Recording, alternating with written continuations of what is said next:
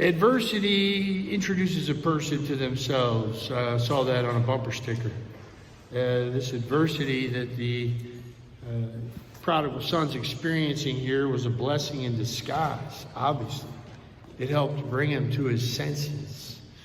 There's a great line here from the book of Job I like. He delivers the afflicted by their affliction. Wait, what?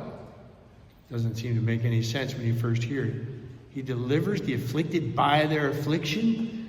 That certainly makes sense in the context of the prodigal son. He delivers this poor, afflicted guy who's been eaten out of a dumpster.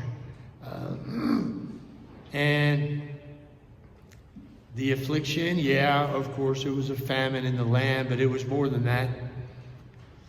The punishment of sin is sin, according to the fathers of the church. The punishment of sin is sin. They were fond of saying that. So the emptiness that you feel when you've been eaten out of a dumpster, and nothing's going to do it for you down here. So, you can't get... The bed's always too short, the cover's always too narrow to wrap oneself up in. He goes out in this life of dissipation, debauchery, and doesn't do it for him. God opens our ear by adversity. Opens our ear. It's what jogged him back to himself. When he came to himself, is literally what it means, what it says. Came to himself. So God allowed him, to go ahead and go out there, go have at it. Watch what happens. You're going to bottom out. You're going to find out. When I was a kid, I learned a very important lesson when I was very, very little. And if you eat garbage, you get sick. And this poor guy is spiritually sick. For me, I don't even know how old, maybe like 2-3 years old or something. I remember we had a really cool dining room table, It was a heavy duty wood table with like this structure underneath it that was fun to climb around on. And I would finish early, and I'm the youngest of 7 kids, So I would crawl under the table. My parents would let me do that. I don't know why. It was just like a tunnel, like a cave under there, and I would get on, and I would find little treats on the floor. Half petrified mac and cheese, I don't know, stuck to the linoleum, all kinds of little things. And I would pop them in my mouth. Well, I kept getting stomach aches. And I wasn't too quick on the uptake, but after a while I associated these two things and realized I evolved and suddenly made the connect. I'm getting these horrific stomach aches because of that stuff I'm eating off the floor, and I stopped doing it. I haven't done that in, I don't know, probably 2 or 3 years. So adversity, man, I tell you, it makes us better human beings when we experience adversity. When we get some chafing, we get that rub. Saw a guy last night coming into Mass, and his t-shirt said, "I asked God to make me a better man, and he sent me my wife."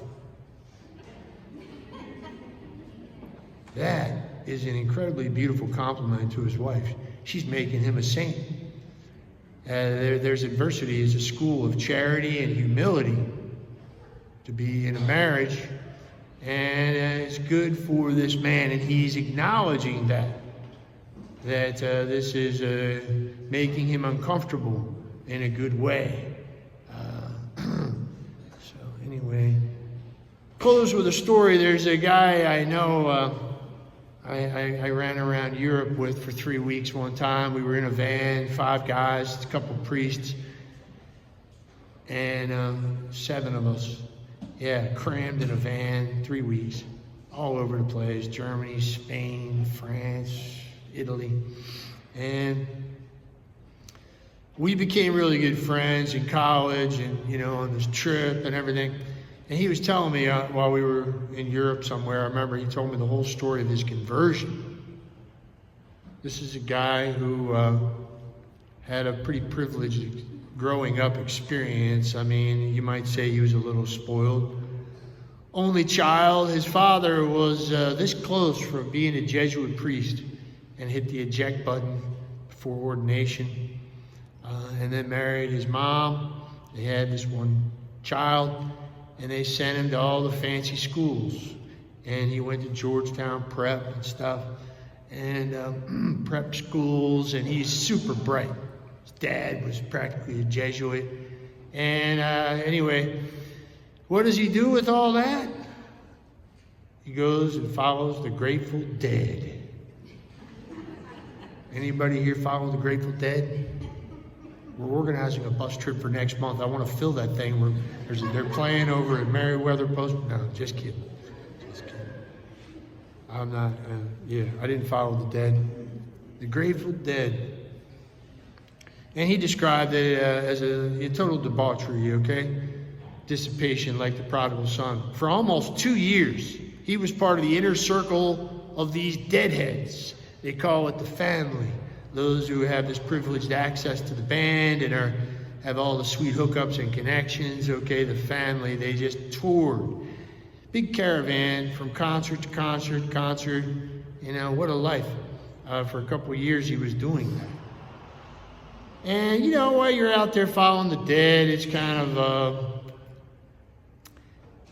hip to be eclectic spiritually, to be open-minded to anything, you know, so everybody was passing spiritual books around, all kinds of different things, everything under the sun. So he's sitting there by some VW bus, you know, in a tie-dye shirt, kicked back, probably, you know, who knows. And somebody handed him a copy of the Summa Theologica of St. Thomas Aquinas, 13th century doctor of the church, arguably the smartest man that's ever walked the earth. They handed him a portion of his Summa Theologiae. Anyway, he cracks it open, kicks back, and starts reading. And his mind is flooded with light. And he just suddenly looks up from the page to the person next to him and points to this thing and says, "This is true." Ends up having a massive conversion. Goes to Franciscan University of Steubenville, this great Catholic university in Ohio. We met there. Now he's got 10 kids, I don't know what. He ended up going to Catholic U, getting a doctorate in theology, and he teaches there at Franciscan University. He's wildly popular with the students.